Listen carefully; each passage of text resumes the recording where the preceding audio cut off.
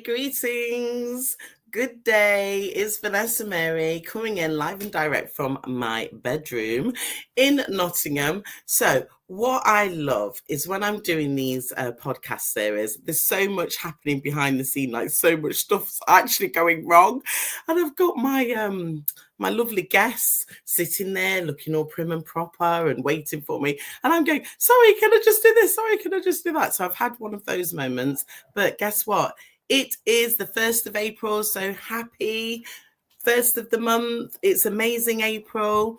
I'm born at the end of March, so it was my celebration date on Saturday, but I love the energy of April. I have so many friends and relatives that are born in this month, including my little boy, Zenta, who will be 6 on Saturday. So he was technically my birthday present. Anyway, welcome back. I am here talking to amazing women and men who are part of this year's Seeds of Unlimited Success, which is the Family Business Growth Summit that I've been holding in Nottingham. So we're coming back on Saturday, the 17th of May at the amazing Eastwood Hall.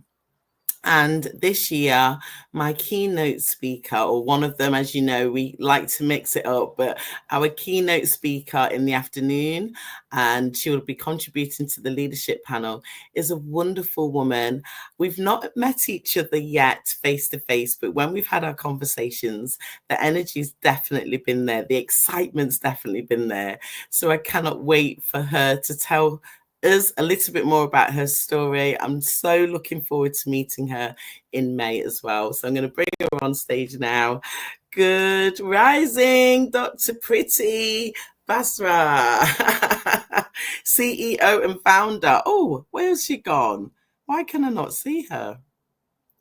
Pretty, I'm going to take you off and try that again. Let's have a look. So I know she's there because I can see her in the waiting room. Why is she not coming? Let's have a look. Press these buttons. No, it didn't work. Pretty, your camera is not showing and you're on mute. Let me unmute you. Pretty, are you there? Oh, wait. No, I am getting a message from her. This is the power of technology. She's saying it's frozen. She's saying, no, I'm frozen. Let's have a look. Let's have a look at the message. No, she said, I'm frozen. So is this where I have to fill in? I have nothing to say. Let me have a look. Okay, what can I tell you in between them while we wait? Should I talk about my Earth Day celebration on Saturday? It was just amazing. I had a wonderful time. I went to Columba Park. Oh, here she is. Here she is. I'll tell you a bit more about that later. Let me bring her on. Hi, Dr. Pretty. Hi, Vanessa. Sorry, there's some tech issues there. Apologies. Nothing to apologise about. Remember, I've had tech issues from the moment we've connected today. So, oh, it's so good to see you. And in fact, I felt like I was on my way to visit you on Saturday. I was just talking about my celebration date. I went to Columba Park. Of course, driving up, the signage was for Doncaster. Yeah. So... Thinking of me. I was thinking of you. But yeah, thank you so much for being here today. Yeah, thank you for having me.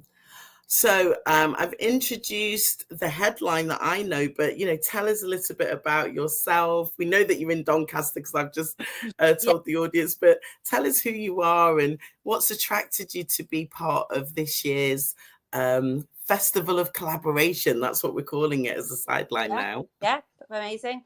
So I am a business owner. I've got 2 businesses at the moment. And the reason that I was attracted to your event was partly because that it's around family, basically. And we are a small independent business. So that sort of really resonated with me. But then keeping up with the family and friends theme, one of my really good patients actually sort of pinpointed me to yourself, or highlighted me to yourself, to myself, sorry, about the things that the amazing things that you were doing. So it was sort of a bit of a collaborative effort, really. So Steve was very kind and said, well, I think that this might be a really good event for you to sort of come to, and the rest was history, as they say. Oh, well, thank you for that. And shout out to Steve Bennett, who is a fantastic networker. He's an amazing business coach and he's a fantastic connector of people. And that's what networking is about as well. I talk about this a lot when because I host networking events. And in fact, I'll be working with Steve soon. And for some people, they come into a networking event to really get something out of it for themselves. They're not really thinking about the people that they know within their connection, who they can add value to, and so on and so forth. And the introduction that Steve has given to both of us is a great example of how you can meet other people and be in a room and not think about what can I get out of this, but think about your wider network, community, and make those connections in your mind as to say, oh, I know, these would really get on well with each other. So he did exactly that for us. So that's brilliant. But yes. So do you want to tell us a bit more about your business? Because I know that you've got 2 businesses, but give the audience some background there, please. Yeah, sure. So my first business is a optician's practice. I'm an optometrist, and I accidentally fell into the purchase of that 10 years ago now.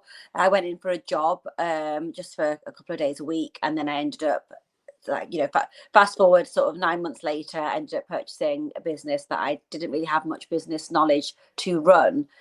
So that was quite turbulent for the first, I'd say probably first sort of 5 years were hard, because I was a new mum at the same time, and then during those 5 years I went on to have more children, so there was a lot going on. But then sort of I'll probably say 7 years into my journey, I started to think about, do you know what, I actually do enjoy having a business. I enjoy watching something grow and being instrumental in that growth of a business, which is why I went on to open my second business. To be fair, if I rewind, lockdown meant that I had to consider something else because I wasn't able to practice as an optician. So then that was my little mini venture into proper entrepreneurship in my eyes, where I set up a sweets delivery business. And I ran that for 18 months during lockdown and even outside of lockdown. But then as my practice got busier, I just couldn't keep up with the demand of the sweets business. So I stopped that. But then I still had that little fire and itch sort of to do something more.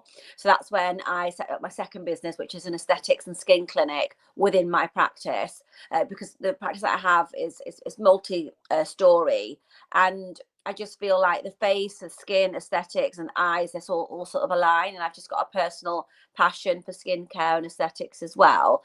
So that was really interesting, actually growing something literally from the ground up and doing all the marketing, doing all the strategy, and training and things like that. So that's when I realized that actually maybe I'm an entrepreneur. So that's like a quick whistle stop tour.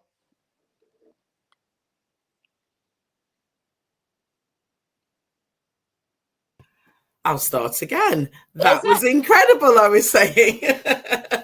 And I was saying that when we originally spoke with each other, I didn't realize that your aesthetics business is actually in the same building as. Oh, that's incredible. Wow. So it means that in terms of the team that you've got, how big's your team altogether? So there's 6 of us, all female. So 6 of us at the moment, and it's just really nice sort of being an all-female team. But we don't really like boys. Well, we'll talk about boys shortly. But that's why I said we'll talk about boys shortly. But where was I going with this? Yeah, in terms of your team, okay, you've got 2 businesses. Some entrepreneurs are actually based in different locations. So it means that they're having to split resources, they're having to split their time, their energy to actually carry out the function of a CEO with two teams. Now, I appreciate there may be two separate businesses, but for you, in terms of your energy and your focus, what you're doing, just going up and down the stairs. Well, to be fair, it's a little bit more complex than that, I suppose, because I do have another clinic in Bawtry as well for the skin and aesthetic side. So with you saying like juggling sort of two or three different locations, I've been there, and it can be quite stressful. But at the same time, I think when you're building a brand, initially you've kind of got to put yourself out there and just market yourself, and unfortunately sometimes that does mean you're sacrificing your time, which is such a precious commodity, but you're doing it now for that long-term gain. So I when I first started with the aesthetics clinic, I was sort of in Bawtry twice a week, and then the rest of the week I offer appointments before my main clinic starts in the optician's clinic, or after my main clinic's finished. So I try not to do it in the day, because it just confuses me. And so I did like to have Bawtry as a location, just because I can just go there and switch off and not have to think about the other business. So it was quite a juggle for the first year to 18 months, I would say, because I did also try out different locations, and it just didn't work. Just having the same ethos, or having the same sort of values as me in certain locations, because usually you find that you're renting rooms in places, and they have to align with me and my sort of my brand values and goals, really. So initially it was a juggle. Now I feel like I've got that happy medium, because I just do what is enough for me. I don't want to push myself too far, because I do lots of other things outside of work, which I know that a lot of people say, how do you find time for it? I just do. Yeah, I think it's it's that inner passion. But Yeah. before we talk about those things, let's talk about those boys. So not all boys. I know you're a husband, you've got a husband as well. But tell us about your family. Tell us about your family, please. Yeah. So I've always wanted a girl, and classic me fashion, I never really get what I want. So I've always wanted a girl, and I've got 3 boys. And I know for certain if I went to have another baby, another child, it would be a boy, 110%. So, but at the same time, I sort of take it as maybe it wasn't meant for me, and maybe there's a reason that's bigger than me, that why I don't have that girl. And I'm very much I'm a believer in everything happens for a reason, and I'm very sort of I love sort of dressing up and like makeup and all of that kind of stuff. And I just feel sad that I've got no one to sort of share that with in terms of having a daughter. But then I think with the way the world is changing at the moment, and social media and things, I don't know whether I will be able to cope with that pressure on a girl. I'm not saying that boys don't have that pressure, because obviously they do. But I think the pressure that a female has, it's slightly different, and different types, basically. And then obviously I've got my husband as well, who is the 4th boy. Oh, well, I want to touch upon the feminine energy. So you've described it in terms of like the adornment, dressing up, that type of thing. But I'm really passionate about the energy, and we do carry masculine and feminine energy within us, no matter what our gender is. So for yourself, I suppose being the woman, the feminine energy, dominant feminine energy in the house, it just puts more attention on you. That's how I see it. I mean, in my family, I've got 2 boys myself. And I've got a daughter, though. I was blessed with a daughter. So the first one, and she, you know what? It's one of those things. She arrived first, and she was just so beautiful on the inside and out when she was young. And that made me think, oh, I can do this again. Now, secretly, I know that if my oldest son would have been born first, I might have just had one, to be honest. I've heard that often. I've heard that Oh, often. boys are hard work. I don't know how you feel, but yeah, boys are hard work. Yeah, a lot of And energy. a lot of energy. And I have, from my daughter, she's got two girls. So again, I've got, Yeah, excuse me, the granddaughters. So on Sunday, my granddaughter was in a production. I yeah, went with my other granddaughter. My daughter was working. She's a nurse, actually. And we'll yeah, talk about that yeah, because I know you support women in yeah, healthcare. Um, and so I was attending the show with her husband and my granddaughter. yeah, And it was just, I like sat there. It brought me back to when my daughter was that age yeah, performing. It brought me back to when I was performing. I didn't really perform when I was young. My performance days started really when I was at secondary school. right. But destiny has followed in my, I suppose, footsteps in terms of getting them involved in the dance classes from a young age and the Yeah, shows and the makeup and yeah, hair and everything like yeah, that. So it is lovely. But the yeah, boys bring a different energy and vibe to us as well as mothers in yeah, terms of our experience of nurturing them yeah, and guiding them and supporting them as well. So I think for those of us that are on this journey, I mean, some don't have children, as we know. Some people don't choose to have children. Some people can't have children. But for those of us who have, I do find actually the experience of having a girl and two boys has yeah. been very interesting I can indeed. imagine. I can imagine. Yeah, I just remember as a child, like it's just me and my brother, so there's just the two of us. And like literally, when people say that you fight like cat and dog, I totally understand that because we just used to fight all the time. I don't even know what we were fighting about, like, and a lot often I just think it was because of how much pent up energy and he had in him. He'd just take it out on me, just smack me, and then I'll just be like, and obviously your instinct is to smack them back, isn't it? Then you just sort of start scrapping. And whereas like the kids do that, the boys like my boys do fight, but it's more they just wrestle each other. That's all I ever see, Mm, each other. They're either wrestling on the sofa, wrestling in a park, wrestling in the car, and I'm just it's a lot, and because I can't relate to it because I don't no. wrestle as a female. Like I've not done that. So I say to my husband, like, is this normal? Because I don't know what's normal because I'm not a Yeah. boy, you know. Yeah. So I'm Yeah. like, is what they're doing, is that normal? And he's just like, yeah, that's quite normal. Okay, fair enough. That's what I've got Oh, to do. wow. So who's the oldest out of you and your brother then? I am. You're the oldest. Yeah. Okay. Yeah. Uh, And were you born in Doncaster? No. I'm from Wolverhampton Oh, originally. So I moved here 15 years ago when I married my husband. He's also from Wolverhampton, but he's been living in Doncaster since he was 5. oh, right. So a bit Yeah. of traveling then within your Yeah. family. Okay. Yeah. Yeah. When I went to Doncaster in February for the Doncaster Business Show or Yeah. Business Yeah. Expo, it was the first time that I'd been there. Oh, really? And I love the fact that the taxi driver was like, he was referring it to Donny. He kept saying, Yeah. "So what are you doing in Donny Got it. then?" I I was like, know. "Oh, okay." And then I told him, and then he was like, "Well, why haven't you been before?" And I was like, I can't really think of a reason why I would have been here before." So he was having a little bit of a bar off. Yeah.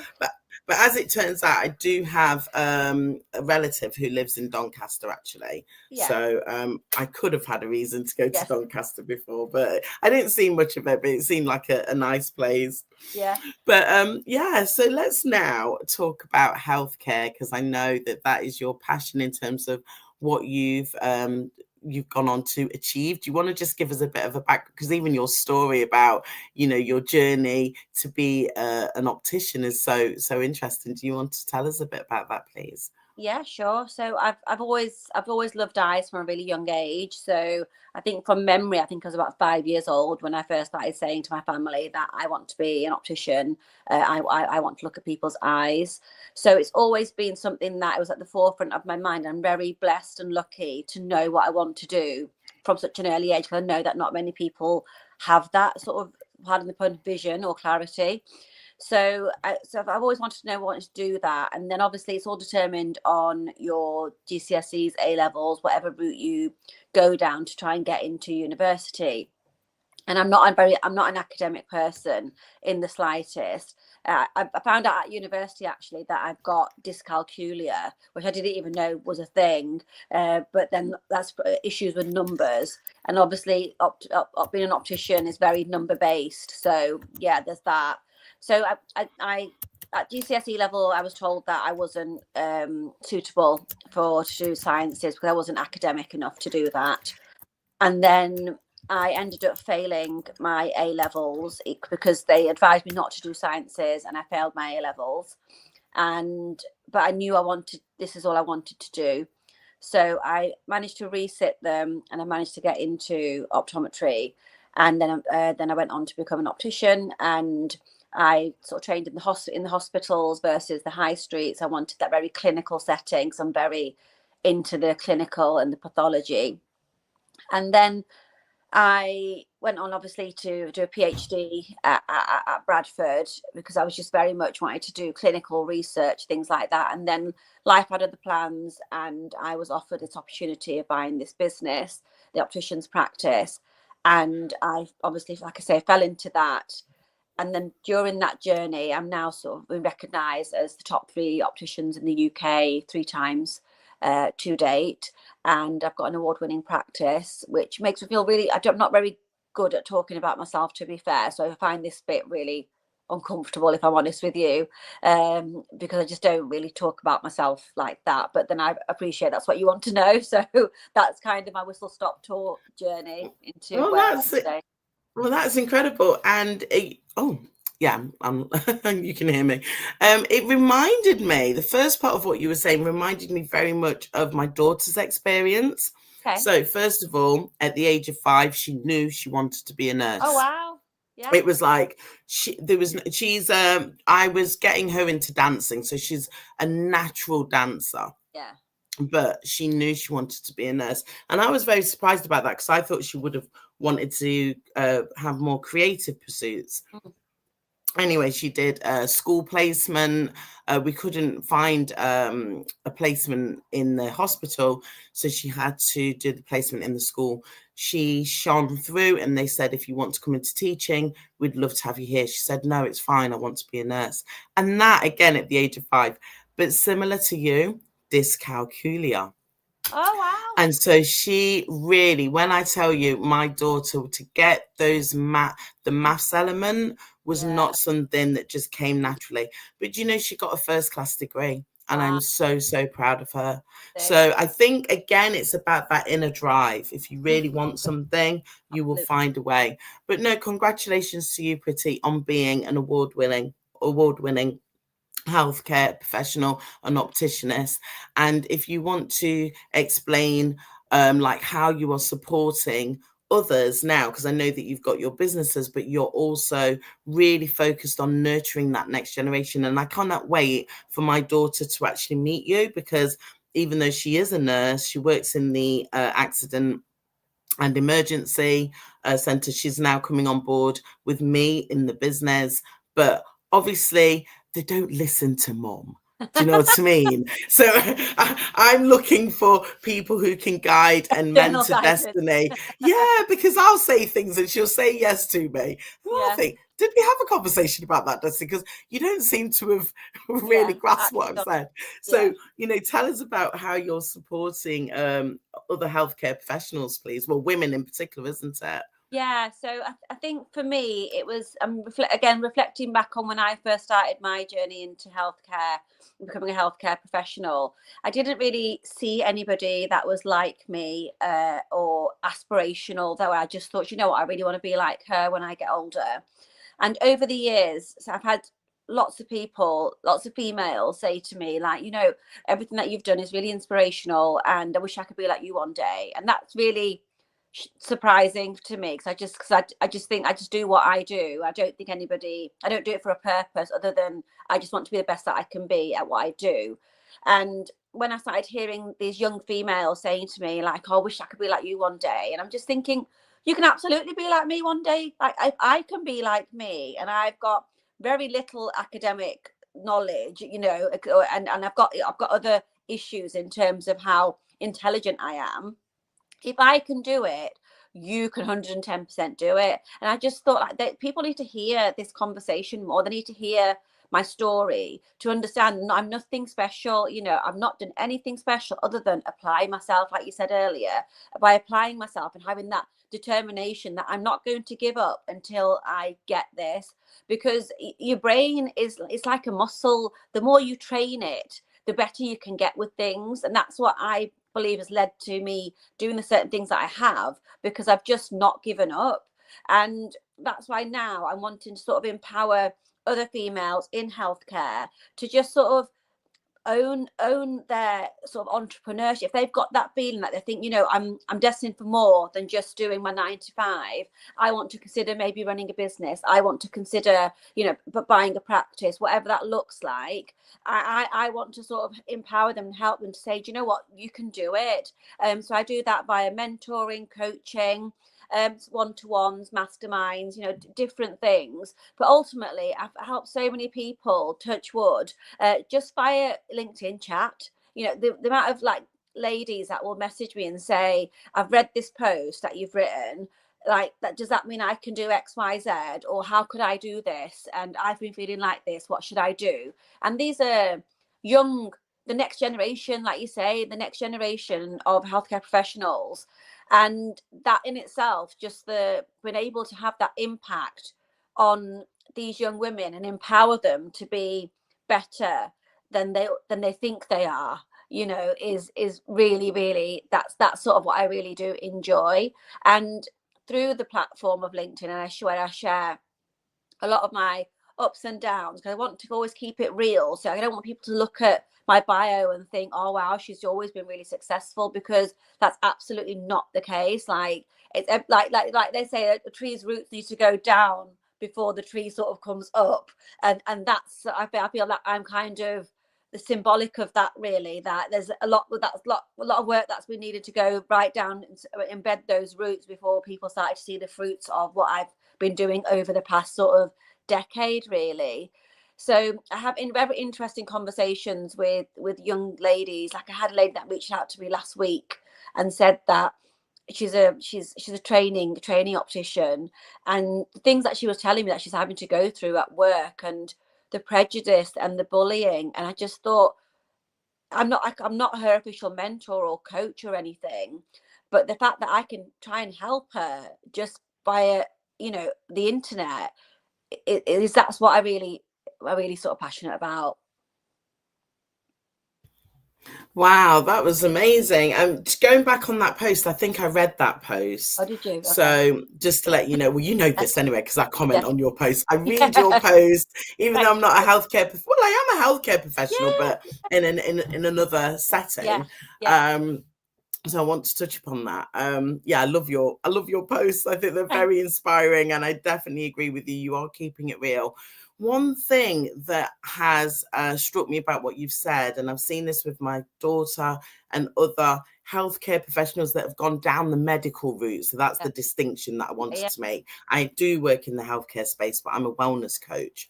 They're not really kind of geared up for the entrepreneurial life, if you get what I mean. They are, in the nicest possible way, they've gone into the profession with their caring, heart-centered hearts. You know, I want to support people, I want to look after people, and they're part of the system, you know, they're part of that world. So even my daughter, she is an entrepreneur, but it's finding herself has been, I would say, a more of a evolving journey rather than my son. So obviously I'm not talking about Zenta, who's only 6, not 6 yet, but nearly 6. But my son, who's 27, who I can remember when I gave them pocket money when they were younger, they both had the equal amount of money, and he chose to buy like a washing kit, a car washing kit. Like, he invested all of it in this high-end bucket. He knew he was going to make that money back by the end of the day and more, and he did. And he was actually only about 6 or 7 then. He was about Zenta's age, actually. It was incredible. Whereas what did Destiny do? Well, we don't know what she did with the money. You know, it kind of went. So, sorry, Destiny, but just speaking mummy's truth. But it was that type of thing where I've also noticed that others that I've met in the healthcare space, that caring nature, that giving nature, to get their money mindset in a Yeah. right in another place does take some work. I've met a woman who uses the term now, actually, nurse entrepreneur. So Mm. she's showing people, yes, I'm a nurse, but I'm an entrepreneur. So I don't know about yourself, Pretty, how you've managed to, or do you come across others with this kind of, maybe it's the mindset thing, a confidence thing? I If you think, wanted to elaborate, yeah, sorry. I think you're right on the money, Vanessa, because I do talk about this often, whether it's on my podcast or on my LinkedIn post, that we, as healthcare professionals, we're not taught how to run a business. That's not part of our degree. So I think you naturally have that flair, like your son, in terms of entrepreneurship, or you have that massive challenge, because charging for something when you're a healthcare professional, it just doesn't match up. But then at the same time, unfortunately, the world is a business. Healthcare is a business, and I don't think you fully appreciate that until you start to sort of almost zoom out and have a look at what's going on. Like, NHS is a massive business. Everybody's selling their services, and then if you're not, say, health, like that business savvy, and you do want to go into entrepreneurship, then you are unfortunately setting yourself up to fail a little bit, because you don't, like you say, you don't fully appreciate how much that money mindset or that growth mindset is paramount when it comes to running a healthcare business. And not only that, I think a lot of it is also imposter syndrome, because you are a healthcare practitioner. So you just think, well, I know this, I'm a nurse, or I'm a dentist, or I'm a doctor, and I know this. I don't know that, and I probably can't do that. So I'll leave that. But then some people want more from their life. Some people don't want the 9 to 5. Some people want that that financial freedom that gives them time freedom. And unfortunately, the way the world is at the moment, the only way you can really achieve that in healthcare is by becoming a healthcare entrepreneur, in my opinion, anyway, because then your earning is not capped. You are your own, unlimited, unfair advantage, really. It's depending on what you want, what you set your target as, and how you get to achieve it. But I think it's a massive mindset shift to get from healthcare to healthcare entrepreneur. But I think with the lady that you mentioned, the nurse entrepreneur, I think those are the things that we need to be doing to educate, the even not even the next generation, just the current generation, to be thinking, that there's more to it. If you're thinking, I don't want the 9 to 5, and I'm not saying when you have a business you don't do a 9 to 5, you probably do an 8 till 8, let's be honest, but it's different. Some people want more, they want to grow, and they want to use their mind differently, and for something like for myself, like doing a 9 to 5 it wasn't enough. I wanted to engage my brain in different ways. So that was a massive shift for me in the business when I first got the practice. And that's what was the first 5 years, was just learning that I can't just give everything away. I can't just think, well, I'll just do it cheaper for you because I feel sorry for you. And because that's my nature. I just think, oh, I don't think they can afford it. Well, we'll just do it cheaper. Because every time I did that, when I'm reaching my year-end accounts, my accountant's saying to me, Pretty, your turnover's dropped. What's happening? I'm just thinking, well, I don't know. Like, I don't know anything about business. I'm just testing eyes and trying to, and selling glasses. And then I quickly learned that it's way more than that, And like I say, I think it applies across all healthcare sectors. Oh, that was a fantastic response. Yeah, I mean, this is so true that even myself, I started off in the voluntary sector, then I went into the public sector, then I went into the business world, even though, to be fair, I was born into a family, no, not born into, sorry. My grandmother remarried, and then I was part of a family business, so I wasn't born into Yeah, yeah, I yeah. wish. But I Who was knows? grown, who knows? I was Time will grown in a tell. family business. So like at the age of five upwards, I was, Yeah, part of it, answering the telephone, greeting customers, things like that. yeah, But yeah. then they didn't encourage me to stay in the family business. That's another story. Okay. But my point is, going down the voluntary route first So you're giving, you're just giving yourself away, you're giving your time. There was a plan for me that was helping me to get into the professional world. I was a teenage mom. I was basically studying and things like that. So it was a great platform, but actually then going into the public sector again, it, like you said, it's this imposter syndrome. You've got this stirring inside, but you're like, oh, you can't charge for this. Oh no, and you get the grants, and it's like free money. Do you know what I mean? Yeah. Like everything. But then you come into this world, and it is the real world.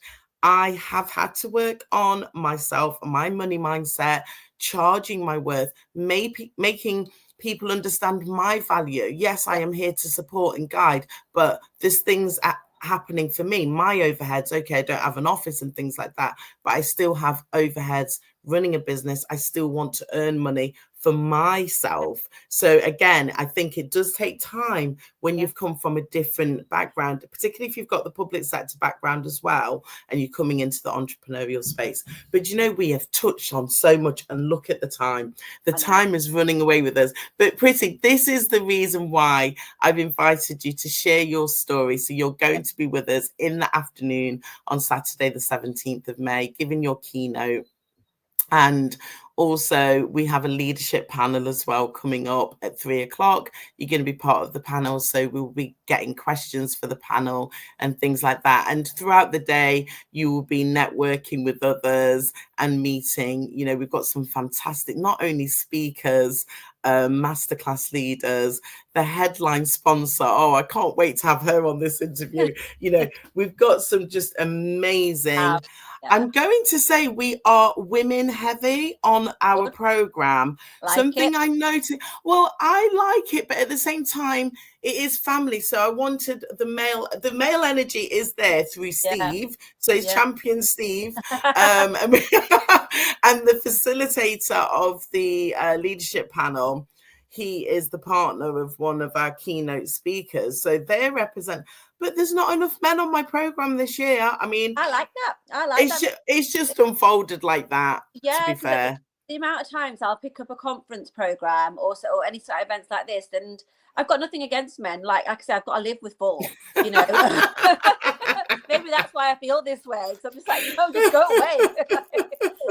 But then it's nice when I pick up the thing and I think, well, they're all men. Like, I don't mind men, but it'd be nice to see some female representation because I am so sort of pro-female, and so that's made it really nice for me to hear that it is a little bit female heavy, because you don't often see that, I don't feel, unless it's a specific women in business conference. Well, this is because it isn't, and do you know what it is, Pretty?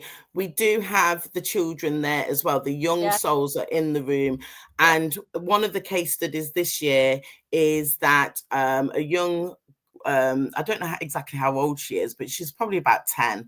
She was in the room with her mum last year as an attendee, and they've just posted, the family have just posted that she set up her own craft stall somewhere else. Then we have, in fact, Angela, I know, is watching the live stream. Angela's daughter-in-law was in the room with her baby. And by the end of the conference, she had this light bulb moment. And then a week later, she decided she was going to reset up her hairdressing business, mobile business. So I want to be interviewing her to hear her story, to see, what she learned and how that inspired her. So we've got those case studies. But yes, I know I held this up to you before, and you was like, what's that? It's a handmade bracelet. Glass beads. It's been made by Yuande Rolf, who I've met through a network, but I'm holding it here because this is what happens when you have a female sponsor. So my sponsor, Ileri, from the Silver Tree UK network community, it was my born day celebration on Saturday, and she sent this to me. Like, how wonderful. So I am going to be putting on my new beads. So thank you so much, Hilary. So that's the feminine energy what comes through. That's what comes through. But you know what, Pretty? It's been so wonderful to speak with you today. Thank you so much for your time. I'm looking forward to hearing your keynote and listening to the top tips that you be providing on the leadership panel. Is there anything that you wanted to close out with before I say goodbye to the audience I today? just want to say thank you for having me on today, and thank you for asking me to be the keynote speaker. And I would just like to sort of, I suppose, just call on everybody that if you've not already got a ticket, then to get a ticket to this event, because not only is it family orientated, but it also, as you just said, Vanessa, we've got a little bit more of a female panel, which I think is something to celebrate in itself, really. And I'm just really looking forward to sort of listening to everybody else's stories, attending the masterclasses and the other panels, because I think there's so much knowledge is power, but then I think having that actionable advice on how to use that knowledge is where it's actually powerful. And I think that's what we're going to be achieving on the day. So thank you.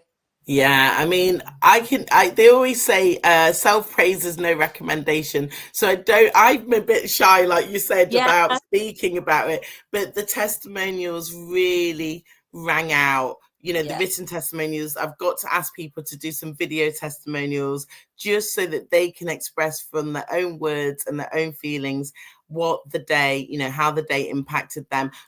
We know that people had direct impact for their business, but also their personal growth as well, you know, because the you know, the theme of the event is health, wealth, and relationships. So from the feedback that I got, we did deliver on those three key areas and much more. So Pretty, thank you so much for being here today. If you just wait in the green room, as they say, I'll close out. I won't be a minute. Thank you. Wow, so what a wonderful story that we've heard from Pretty. That was just a little snippet. I love having these conversations. So as Pretty said, if you haven't yet got your ticket, I'm going to include the link underneath wherever you are watching this live stream, or if you're watching the replay later, please do leave me a message. I know we've had people watching the live stream today. That's been wonderful. Yes, the tickets are on sale. We are doing a virtual program as well this year.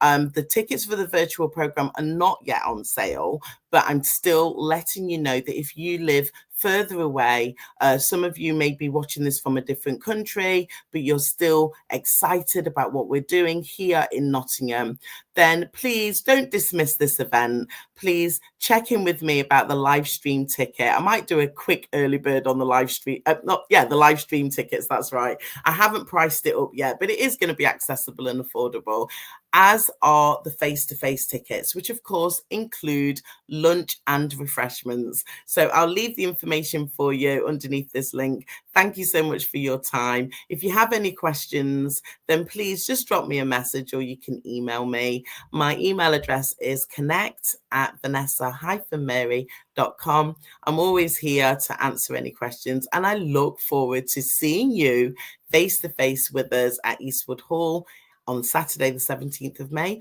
or being part of our Festival of Collaboration on the live stream. Take care. Thank you. Bye.